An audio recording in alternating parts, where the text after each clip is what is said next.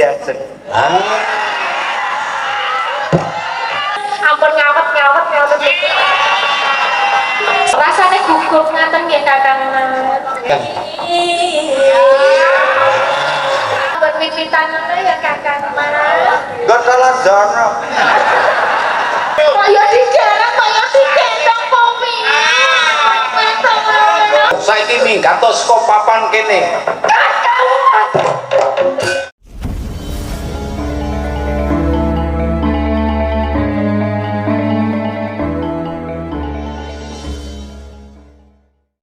Tanjung. Kamu masih terpaksa. Tapi mau sasi lunga kok malah dadi meleyot kaya ngono Mas. Lah kok kaya bar supet jaman Kaya biyen. bar supet. Apa ya ora kapan karo Sri Tanjung panjenengan iku. Diwangsuli aja kurang jatus. Kapan mboten? Kepi kok kaya ngene iki kepi. Kok nek buka-buka ki mengko sing buka-buka mengko aja cepet-cepet.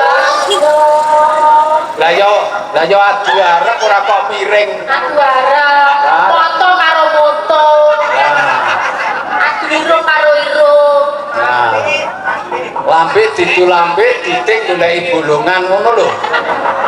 Ngerti ora kowe? Hah? Mbak Elisa ngerti ora? Mboten. Lambe didu lambe, Lambe didu lambe. duting goleki bolongan. Duting. Duting goleki bolongan. Oh, duting goleki bolongan. Kuwi tegese wong nyuling. Oh. Ha iya. Oh iya lah. Ha iya nek nyuling ki rak lambene didu karo lambe suling. Ya. Duting sing goleki bolongan wakwi. Wak wit niku kan biji. Lah iya. Bukan wit.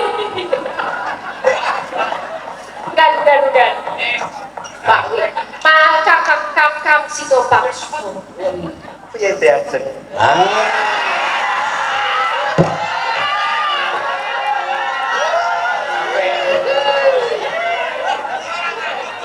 Ojo nderek kaya mangkono. Apa ya panjenengan iku mboten sayang to, Kakak? Sayang mboten. Saya. Asus damelke napa? Masake napa? Lah yo mie. Mie. Kaya mie to doh kene nggih perjalanane adoh banget kaya mengko dake mie kok nek ususe bulet. Tak golek kendong ya. Iya. Jek, kowe goblok. Nek kono muni tak gorengke ndok ya cocok diajeng. Terus kowe ngono, ndok digorengi, bokong semok tak gremengi.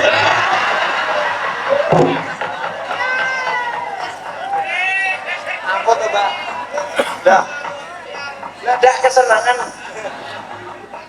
Ayo. Cinta ora. Oh, Ndoke apa ora?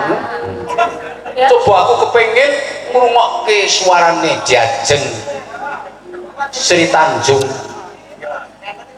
Lah iya kok. Di kopi paste ngono lho. Ayo pengen ngrungokke suaramu. Sing cetok to, sing ngomong sing cetok to.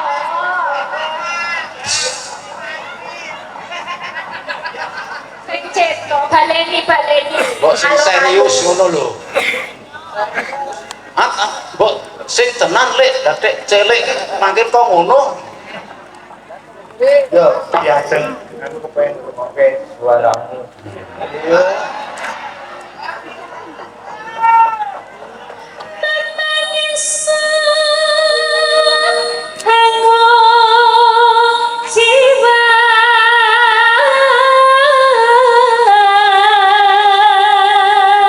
Ampun ngawet. Sabar Kakang Mas, sabar. Lah kok malah lendi-lendi. Ayo nyedak ngono terus ngadeg ngono. Nah, manismu angut jiwat. Wah, Diajeng, aku yang nyawang sliramu. Kaya ngerti garising Cakrawawa kang tanpa wates. Lah ya ngono kok. Nah, sing kendel. Ayo Mama. Ayo. Iki harus ngene iki kaya umum. Umum. Lakune iki. Lasae. Ayo. Agawe rucine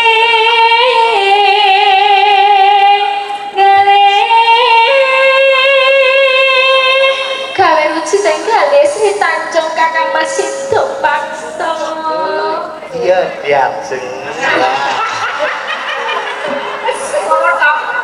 Dadi eleyang kaya Mbah Remik. Nek biasane nabung. Engko piye sekusine iki piye nek iki ngono kuwi.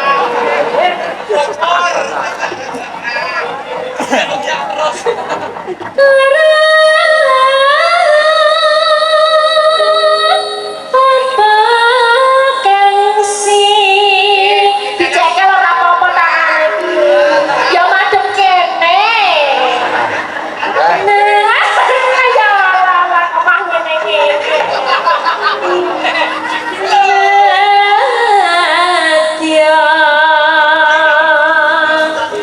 Kok malah idu barang? Piye? Bingung kenapa?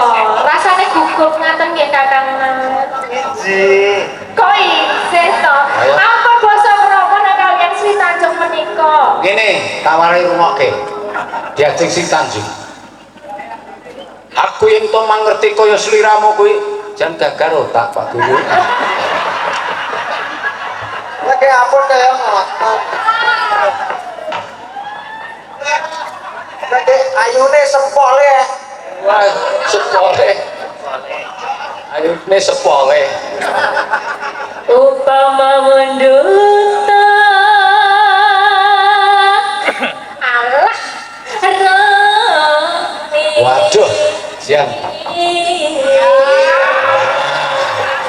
Sian.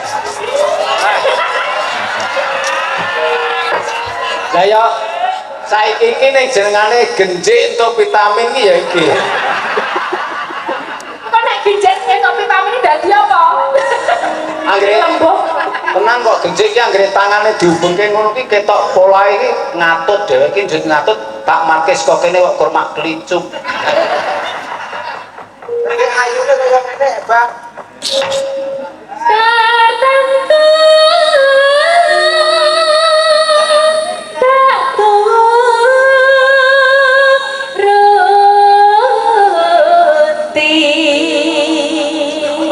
Besok jalan-jalan ya Kakang Mas. Iya Diajeng. Kira-kira aku arep bocah ning iki.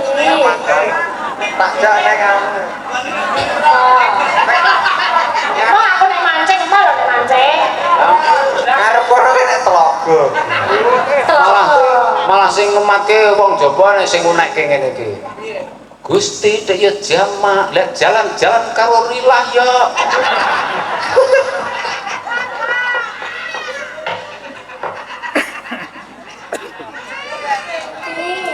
Jadi kok aku arep ngopo? Ya, terus apa? Mah aku nek mancing. Golek kesejukan. Wah, elok. Nek sing anu ya nanggon wit-witan ngono ya Kakang Mas. Nggon dalan jono.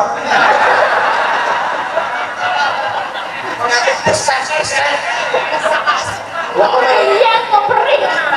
men bredeti raimu kuwi gek men moncek.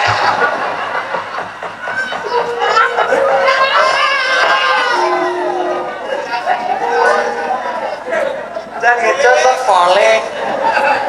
Ya mulai. Ibarat wong numpak perahu.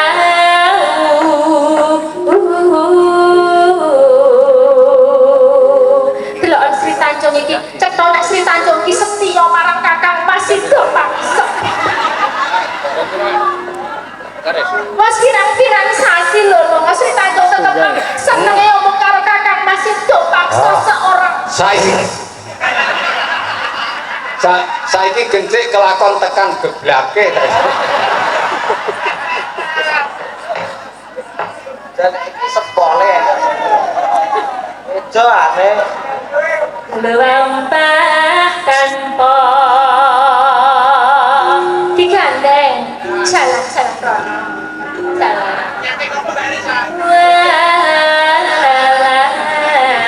apa? Arep goleke sapi Malah sing lanang ki rumah saku kaya Pak Setro.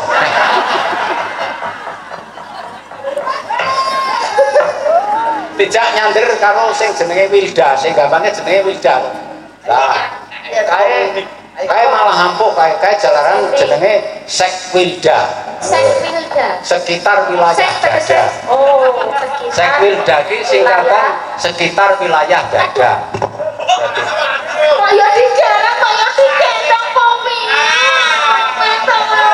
Bisa resana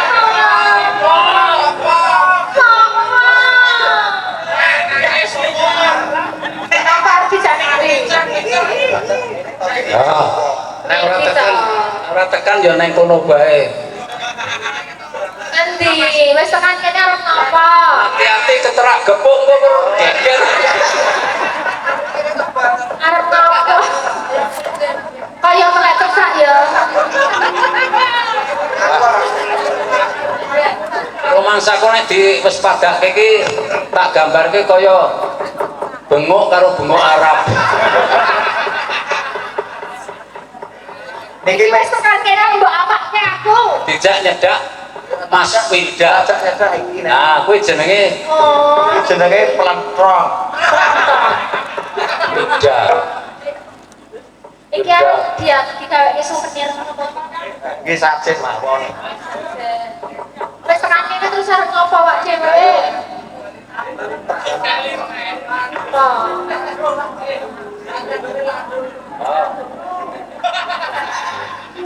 Iki apa? Goleke kembang. Yo. Kembang? Bali Kembang iki mengetan. kok dipedhenke mawar kok ya kembang Mengetan. sawur kaya ngono. Ayo bali mengetan. Baik.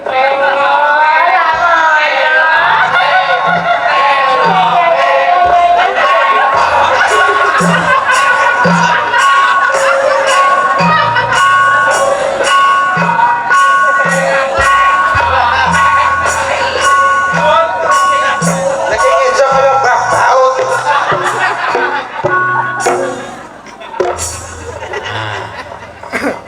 Es. Badyane jala midi. Ki siap-siap nesu lho. Kowe enjuk briyo nek aku ki ana perselingkuhan ngono lho. Terus kok kayak aku kok siom-siom ngene ngono ditendang-tendang ngono ya. Lah nek ora tegel lek. Lagi ayune kaya ngene kok nendang lek maneman. Temakon sing anggen jong ning paku lingan. Nah. Sri Tanjung. Tanjung. Kowe kok dadi kang kaya mangkono kang dadi laku clathumu lan tingkahmu, Lah ampun batek-batek, Mbak. Atimu aja atos kaya watu, sawagining watu wae ketiban waris ajur kumur-kumur apa meneh atine wong wadon. Wanita kudu wani ditata, ngono. Wanita kudu iso ditata. Sri Tanjung, nek kowe pancen arep sedeng tumindakmu, saiki minggat saka papan kene.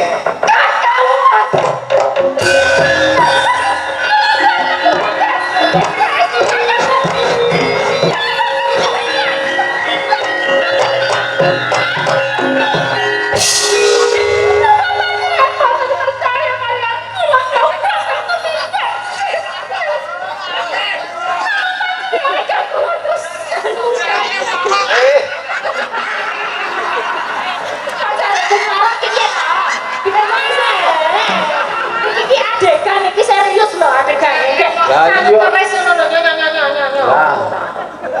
Lah wis mau Nggih. Wis entek.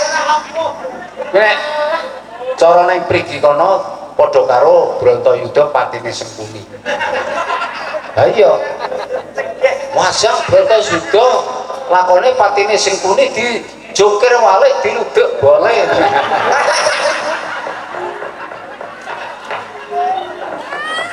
Niki apa dianu boleh. Kok niki kok dilanjutke apa sampun? Wes. Oh, Malah genjik tak pikir-pikir malah kaya bong kerinan. Napa boten ajeng nyangoni, Mbak? Apik ngono jaluk Ora sarung. apik jaluk sangu mikane pinter. Ayo sesuk nek sing nyangoni nek kowe pinter tak